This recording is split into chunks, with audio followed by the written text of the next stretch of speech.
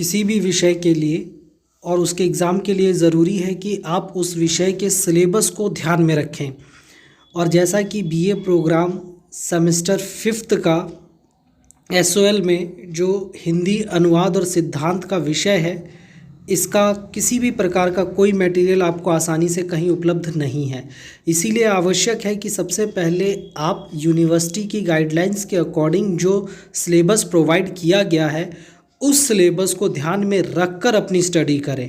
इसी को मद्देनज़र रखते हुए यहाँ डिटेल सिलेबस आपको दिया गया है, जिसमें यूनिट 1, 2, 3, 4 यानी 4 यूनिट आपको हिंदी अनुवाद और सिद्धांत में प्रिपेयर करना है।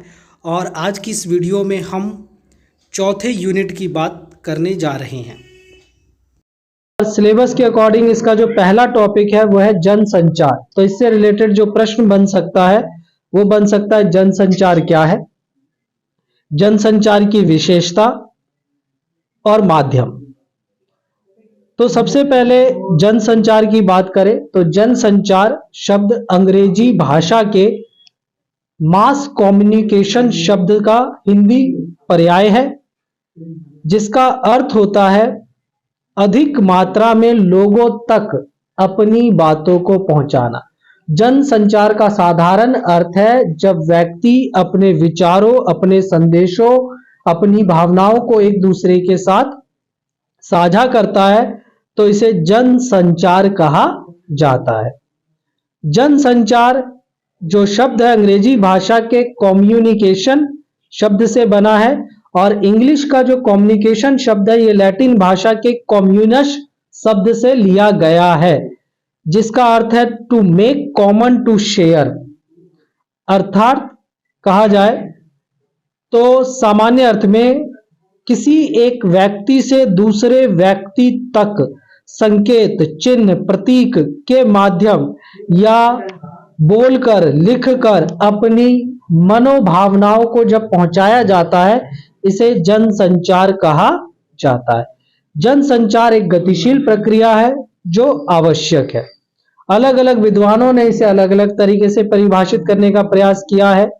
डेविड ह्यूम के अनुसार जनसंचार का अर्थ है सूचना को एक स्थान से दूसरे स्थान तक पहुंचाना, जबकि मैटसन का कहना है कि असंख्य ढंग से मानवता में संबंध रखना।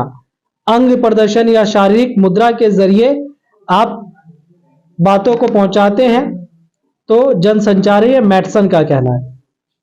जनसंचार का वर्तमान में माध्यम क्या है? रेडियो, टेलीविजन, सिनेमा, समाचार पत्र पत्रिकाएं, किताबें और आजकल नए तौर पे आप कह सकते हैं सोशल मीडिया भी जनसंचार का एक माध्यम है। और जनसंचार की प्रक्रिया की अगर बात की जाए तो यह प्रक्रिया एक चैन की तरह चलती है। सबसे पहले एक कहा जाए तो सूचना संदेश देने वाला व्यक्ति होता है, फिर संदेश का माध्यम, और माध्यम के बाद वह संदेश प्राप्तकर्ता के पास जाता है। प्राप्तकर्ता उसे कोडिंग डिकोडिंग करता है, समझने का प्रयास करता है, फिर उस पर वह फीडबैक देता है यानी जवाब देता है। तो इस प्रक्रिया और इस मॉडल के जरिए इसे पेश किया गया है। जनसंचार की विशेषता, यह समूह संगठन किसी भी प्रकार से हो सकता है, प्रिंटर, फोटोग्राफर, संपादक, निर्माण, किसी भी तरीके से। इसमें विषय वस्तु हर चीज होती है शामिल, इसमें भाषा, संस्कृति, रुचि सभी चीजें शामिल होती है, इसमें शारीरिक तौर पे भी इन्वॉल्वमेंट होती है और मुद्राओं के जरिए भी इसमें इन्वॉल्वमेंट देखने को मिलती है। तो जनसंचार से रिलेटेड अगर किसी तरह का प्रश्न आता है तो आप ये लिख सकते हैं और इसे पूरी तरीके से एक व्याख्या के रूप में 2.5 से 3 पेज का अपना आंसर कंप्लीट कर सकते हैं। पूरे यूनिट का एक प्रश्न कभी नहीं बनेगा, आपका जनसंचार का एक अलग प्रश्न बनेगा और प्रशासनिक क्षेत्र में अनुवाद का अलग प्रश्न बनेगा। अब यूनिट 4 का सेकंड पॉइंट है प्रशासनिक अनुवाद। प्रशासनिक जो वर्ड है इंग्लिश में इसे एडमिनिस्ट्रेशन कहते हैं। प्रशासनिक कार्यकाज में जो भाषा का प्रयोग किया जाता है उसे प्रशासनिक कहते हैं। ऑफिशियली सरकारी तौर पे जिस भाषा का प्रयोग किया जाता है, सरकारी कामकाज में जिस भाषा का प्रयोग किया जाता है वह प्रशासनिक भाषा कहलाती है। भारत की अनेक भाषाएं हैं, तेलुगु, तमिल, बंगाली, पंजाबी, मराठी। हर भाषा का अपना अपना क्षेत्र है और ऐसे में सभी भाषाओं को हिंदी में लास्ट में ट्रांसलेट किया जाता है, क्योंकि प्रशासनिक कामकाज इस देश में अधिकांश हिंदी में ही होता है। साहित्यिक भाषा तो अलग है। प्रशासन में अनुवाद इसलिए करना पड़ता है प्रशासनिक भाषा में, क्योंकि एक तो प्रशासनिक भाषा का प्रयोग पूरे संपूर्ण भारत में हो जाता है। दूसरी वजह यह है कि इस भाषा को बोलने वाले लोगों की संख्या ज्यादा है और मुगल शासन काल से ही अनुवाद होते चले आ रहे हैं। वर्तमान में भी अंग्रेजी हुकूमत जब थी तो उन्होंने भी अनुवाद बड़े पैमाने पर किया था, आप देखेंगे। इसके अतिरिक्त अगर बात करें, कचहरी में आपको अर्जी देनी है, बैंकों में कोई कार्य करना हो, या एग्जाम्पल के लिए आपको एसडीएम ऑफिस में कोई अर्जी देनी हो, कोई प्रमाण पत्र बनवाना हो, जाति प्रमाण पत्र हो, आय प्रमाण पत्र हो, इस तरीके के प्रमाण पत्रों में भी जिस भाषा का प्रयोग है वो सब प्रशासनिक भाषा है। वैसे तो भारत में प्रशासनिक भाषा दो है, अंग्रेजी और हिंदी, ठीक है। परंतु अगर देखा जाए वैसे तो भारतीय संविधान में 22 भाषाओं को अनुसूचित किया गया है।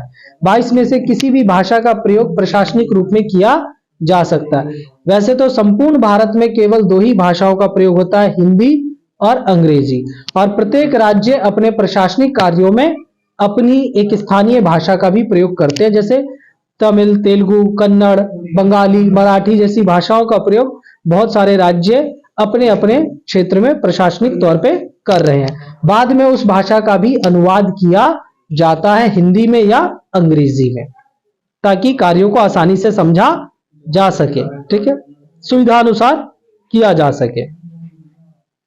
फॉर एग्जाम्पल, उदाहरण के लिए एफिडेविट, एफिडेविट का हिंदी में होगा शपथ पत्र, प्रशासनिक शब्द है ये। इसके अलावा कॉपेसेट प्रतिलिपि होता है, डेज ऑफ ग्रेस यानी रियायती दिन, बैलेंस संतुलन, बकाया, तराजू, बार का हिंदी में होगा सिल्ली, रोग, शराब घर, कटघरा, वकील, समुदाय, इस तरीके से। बिल का हिंदी में होता है बीजक, विधेयक, विज्ञापन, विवरण। कैपिटल का हिंदी में पूंजी, बड़े अक्षर, राजधानी, शिरा संबंधी। ये डिपेंड करता है कि आप इन शब्दों को किस कॉन्टेक्स्ट में और किस संदर्भ में प्रयोग कर रहे हैं। यह था आपका प्रशासनिक अनुवाद। अब है आपका बैंकिंग अनुवाद का अलग प्रश्न आएगा। तो बैंकिंग उद्योग अर्थव्यवस्था को सुचारू रूप से चलाने में सबसे अहम रोल निभाते हैं। वित्तीय संपत्ति, आर्थिक विकास में इनका अहम योगदान है और ऐसे में बैंकिंग क्षेत्र की भी अपनी भाषाएं हैं, तकनीकी भाषाएं। बैंक के अपने खुद के स्वयं के शब्द हैं, वर्ड्स हैं। उसको हिंदी में अनुवाद करना थोड़ा कठिन कार्य हो जाता है, परंतु जब आप किसी बैंक में जाते हैं, कोई किसी प्रकार का फॉर्म फिल करते हैं बैंकिंग से रिलेटेड, तो वहां आपको दोनों भाषाएं देखने को मिलेंगी, अंग्रेजी भी और हिंदी भी। तो बहुत सारे ऐसे शब्द हैं बैंकिंग के जिनमें करना पड़ता है। जैसे एग्जाम्पल के लिए इसका महत्व क्यों है, सबसे पहले इसका महत्व है एसेट मैनेजमेंट के लिए। बहुत सारे ग्राहक ऐसे हैं जिनको सटीक जानकारी देना आवश्यक है। अंग्रेजी हर कोई नहीं जानता, ठीक है, और हिंदी भी हर कोई नहीं जानता है, तो इसीलिए दोनों का मिश्रण अपनाया जाता है बैंकिंग क्षेत्र में अनुवाद के लिए। हम देख सकते हैं निवेशकों के लिए, निवेशकों को सूचना पहुंचाने के लिए भी अनुवाद करना जरूरी है, क्योंकि दस्तावेज जो होते हैं बैंकिंग सेक्टर के, वो दस्तावेजों में बहुत से ऐसे कठिन शब्द होते हैं जिसका अर्थ हर किसी को पता नहीं होता है। तो निवेशकों तक भी सूचना पहुंचाने के लिए अनुवाद किया जाता है। अनुवाद की वजह से वैश्वीकरण बढ़ता भी है, इससे दुनिया भर के तमाम देश हैं। बैंक केवल आपके देश तक सीमित नहीं है, अंतर्राष्ट्रीय स्तर तक सीमित है। तो ऐसे में उन तक सूचनाओं को पहुंचाने के लिए हम अनुवाद को करते हैं, ठीक है, बैंकिंग क्षेत्र का।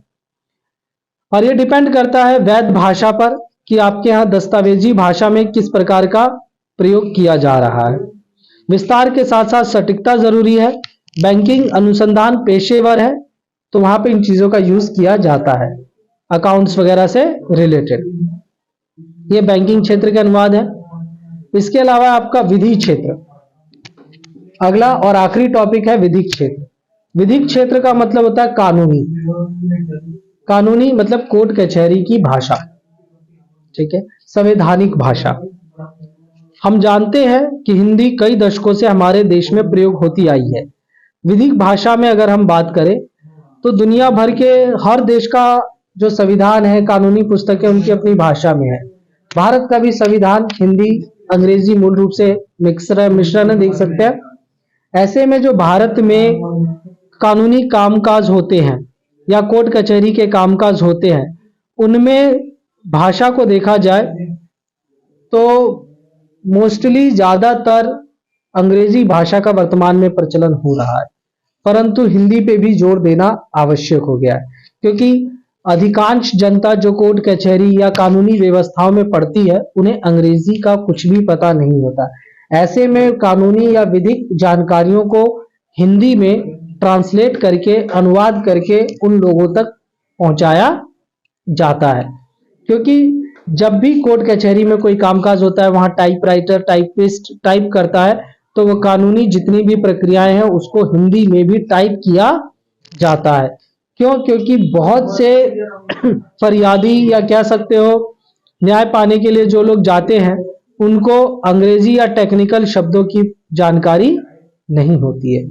तो इसीलिए कोर्ट कचहरी में, कानून व्यवस्थाओं में, विधिक में जो शब्दावली होती है उनको कोशिश किया जाता है कि हिंदी में ज्यादा से ज्यादा। जैसे एग्जांपल के लिए वारंट, अब वारंट को इंग्लिश में भी वारंट ही होता है और हिंदी में भी इसे वारंट ही लिखा जाता है।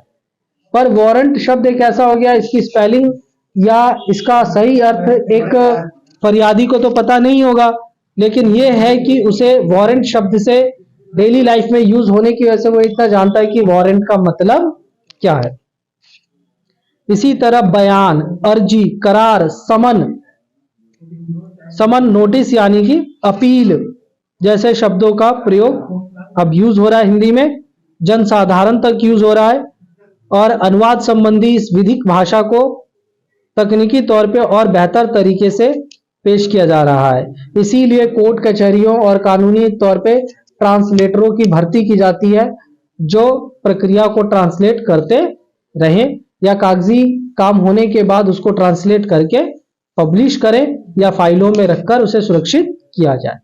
तो इस प्रकार से ये यूनिट 4 है और यूनिट 4 में ये टॉपिक्स है और इन टॉपिक से रिलेटेड ही प्रश्न आएंगे।